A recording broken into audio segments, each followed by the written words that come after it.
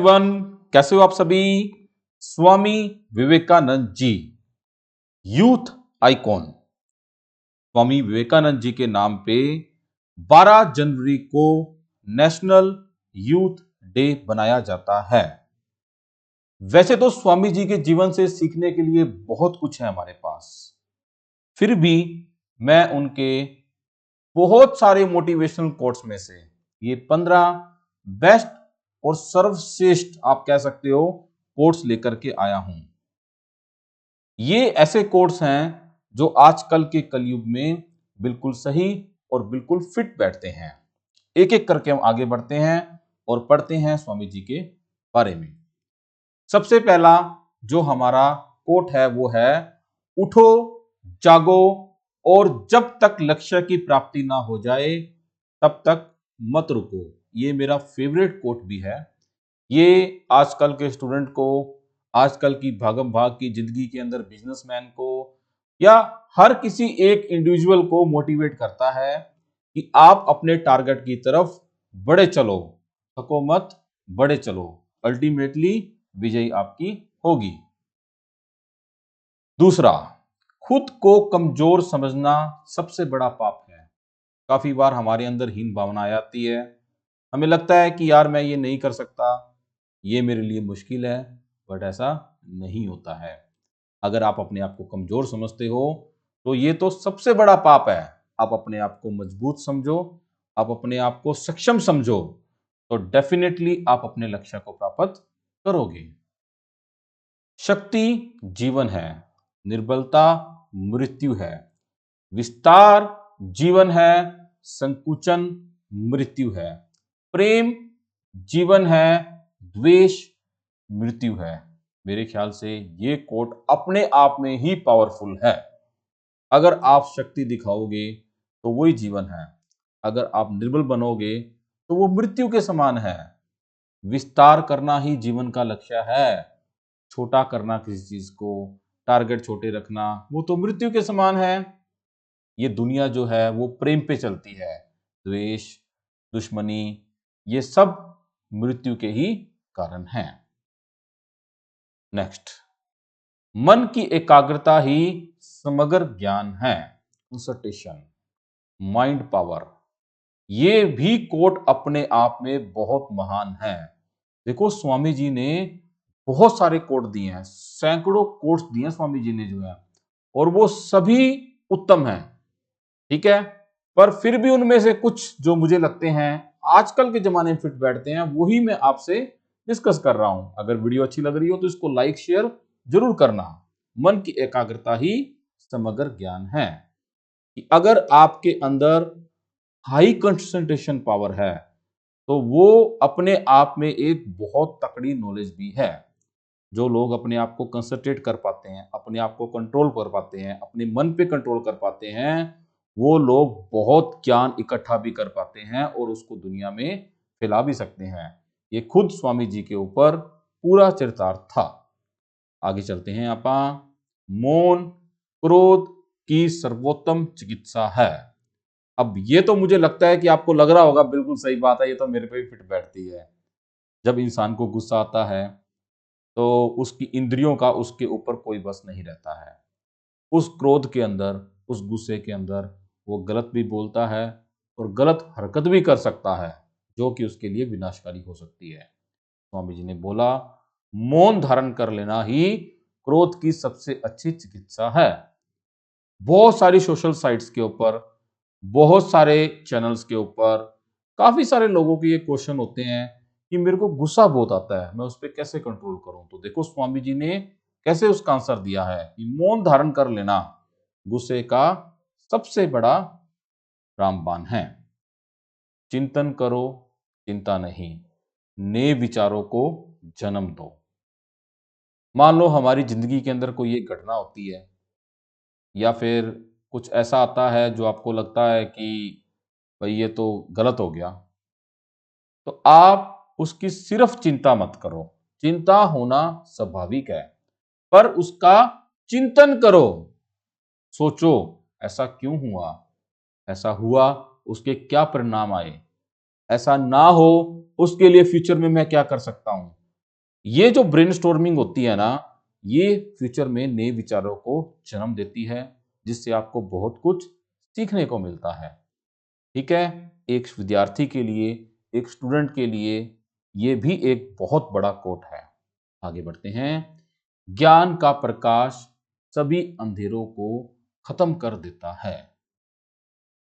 इस भागम भाग की दुनिया के अंदर मैं कह सकता हूं कि इस पापी दुनिया के अंदर अगर किसी भी व्यक्ति को, किसी भी समुदाय को, किसी भी संस्था को, किसी भी देश को अगर तरक्की करनी है, तो ज्ञान का प्रकाश ही अंधेरे को खत्म करता है।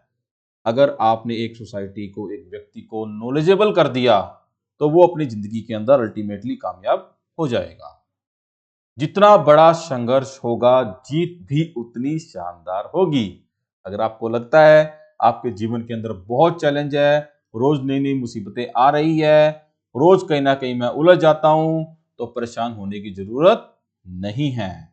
जितना बड़ा संघर्ष आप कर रहे हो अपने जीवन के अंदर, अपने लक्ष्य की प्राप्ति के लिए, जब आपको लक्ष्य मिलेगा, तो वो जीत भी उतनी शानदार होगी। अगर आपने संघर्ष ही नहीं किया और आप लक्ष्य तक पहुंच गए, तो आपको उस जीत के ना तो मायने पता लगेंगे और ना ही जीत आपको शानदार लगेगी।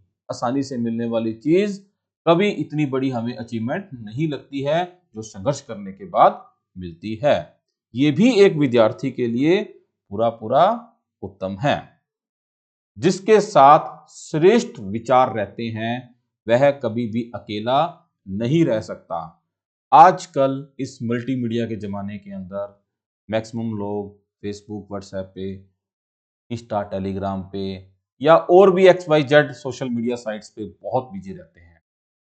4000 friend in a friend list, but actual में साथ बैठने के लिए कोई नहीं होता है। ये जो एक एकाग्रता जो हमें मिलती है, जो ये आप ये कह लो कि ये जो अकेलापन हमें मिलता है, ये अकेलापन जो है काफी इंसान को अंदर ही अंदर डिप्रेस भी करता है, खत्म भी करता है। स्वामी जी ने बोला है कि अगर आपके साथ श्रेष्ठ विचार हैं, अगर आप खाली भी बैठे हो, अच्छी पुस्तकों को पढ़ो, विचार अच्छे लेके आओ, अच्छे कोर्स पढ़ो, बढ़िया बढ़िया स्टडी करो, आप जो है आप कभी भी अकेले नहीं रह सकते हो, क्योंकि आपके विचार ही आपकी इस अकेलेपन को खत्म करने के सक्षम हैं। आप ये देखो, स्वामी जी ने ये सारी बातें कितने समय पहले बोली थी, पर ये सारी बातें आज के समय के अंदर बिल्कुल फिट बैठती है। दुनिया एक महान व्यायामशाला है, जहां हम खुद को मजबूत बनाने के लिए आते हैं। ये एक बहुत सही बात है। व्यायामशाला एक ऐसी कार्यशाला होती है जहाँ पे हम हमें हमारे शरीर को मन से, आत्मा से मजबूत बनाने के लिए आते हैं। तो जीवन एक व्यायामशाला है। रोज हमें कुछ ना कुछ एक्सरसाइजेज करनी पड़ती है। वो हम किस लिए करते हैं? ताकि हम खुद को और मजबूत बना सकें, आने वाले टाइम के अंदर अपने आप को और सॉलिड प्रेजेंट कर सकें। केवल उन्हीं का जीवन जीवन है जो दूसरों के लिए जीते हैं, अन्य सब तो जीवित होने के से अधिक मृत हैं। ये भी कोट आजकल के इस कलयुग के अंदर पूरा पूरा फिट बैठता है। आजकल खास करके मेट्रो सिटी के अंदर, मीडियम क्लास सिटीज के अंदर हम देखते हैं कि लोग जो है ना, वो जो जीवन जीते हैं, वो खुद के लिए जीते हैं, है ना। बढ़िया एंजॉय करूं, बढ़िया कपड़े पहनूं, बढ़िया मोबाइल होना चाहिए, बढ़िया कार होनी चाहिए, बढ़िया कोठी होनी चाहिए, सब कुछ मेरा मेरा मेरा मेरा होना चाहिए। वो समाज के लिए नहीं जीते हैं। जो समाज के अंडर प्रिविलेज हैं, जिनको वो सुविधाएं नहीं मिली है जो आपको मिली है, अगर आप उनके लिए काम करोगे, जो आपको आत्मिक शांति मिलेगी आजकल के इस जमाने के अंदर, वो अल्टीमेट होती है। करके देखो, खुद फील करोगे इस चीज को जो है। मनुष्य जितना अपने अंदर से करुणा, दयालुता और प्रेम से भरा होता है, वह संसार को भी उसी तरह से पाएगा। ये चीज आजकल हमें खूब देखने को मिलती है। उसने मेरे साथ ऐसा कर दिया, मेरे साथ धोखा हो गया, मेरे साथ ये हो गया, बुरा हो गया। तो देखो, अगर आपके अंदर करुणा है, अगर आपके अंदर दया है, अगर आप दुनिया को अपना प्यार दिखा सकते हो, तो दुनिया भी आपको उतना ही रिप्लाई के अंदर देती है। इनफैक्ट आपको उससे ज्यादा एक समय के बाद आपको मिलना शुरू हो जाता है। तो हमें अपना कर्म करना चाहिए, फल भगवान हमें अच्छा ही देगा। दिन रात अपने मस्तिष्क को उच्च कोटि के विचारों से भरो, जो फल प्राप्त होगा वह निश्चित ही अनोखा होगा। स्वामी जी ने ये बात बहुत पहले बोली थी। आज तो दुनिया भर के साइंटिस्ट इस पे सर्च कर चुके हैं, जिसको लॉ ऑफ अट्रैक्शन का नाम दिया जाता है। What ever you perceive that you conceive. आपकी सोच ही आपका परिणाम है। जैसा आप अपने दिमाग में विचार भरोगे, आने वाले समय में निश्चित ही जो आपको फल मिलेगा वो बहुत बढ़िया मिलेगा और आपके विचारों के अनुरूप ही मिलेगा। फील गुड फैक्टर भी इसी को कहा जाता है। आगे चलते हैं आपा। हमें ऐसे शिक्षा चाहिए जिससे चरित्र का निर्माण हो, मन की शक्ति बढ़े, बुद्धि का विकास हो और मनुष्य अपने पैर पर खड़ा हो सके। स्वामी विवेकानंद जी ने शिक्षा पे विशेष महत्व दिया था, समाज के लिए, व्यक्ति के लिए, देश के लिए। उन्होंने कहा कि हमें सिर्फ ऐसे शिक्षार्थी नहीं चाहिए जो पढ़े लिखे हों और बदतमीज हों। हमें ऐसे शिक्षार्थी चाहिए जो शिक्षा के साथ साथ करैक्टर बिल्डिंग का भी काम उनमें होता हो, जिनका मन की शक्ति बढ़ती हो। छोटे मोटी मुसीबतों आनों पे उनके अंदर नेगेटिव विचार नहीं आने चाहिए, जिनके बुद्धि का विकास हो, जिनका ब्रेन पूरा सुपर शार्प हो। और अल्टीमेटली शिक्षा का मतलब ये भी होता है कि जब हमें जरूरत हो हमारे पैरों पे खड़े होने की, जब हमें जरूरत हो दूसरों को सपोर्ट करने की, तो उस लायक भी हम बन सके। तो हम शिक्षा करते हैं, ग्रेजुएट होते हैं, पोस्ट ग्रेजुएट होते हैं, फिर सोचते हैं कि अब क्या करें। ऐसा नहीं होना चाहिए। ग्रेजुएट पोस्ट ग्रेजुएट होने के बाद आप अपने पैरों पे खड़े हो, इस तरह की शिक्षा की तरफ हमें बढ़ना चाहिए और प्रयत्न करते रहने चाहिए। जब तक मनुष्य के जीवन में सुख दुख नहीं आएगा, तब तक मनुष्य को यह एहसास कैसे होगा कि इसके जीवन में क्या सही है और क्या गलत है। अब ये भी एक मोटिवेशनल लाइन है।